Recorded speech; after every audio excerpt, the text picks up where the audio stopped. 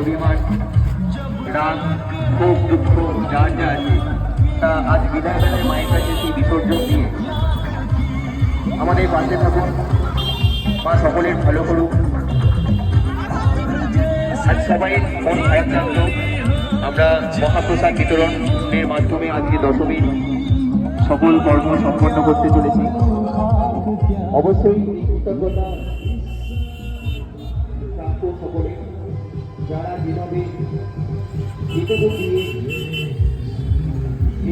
ভাবে মন প্রাণ দিয়ে আমাদের পাশে থেকে সকলকে জানাই প্রসাদ না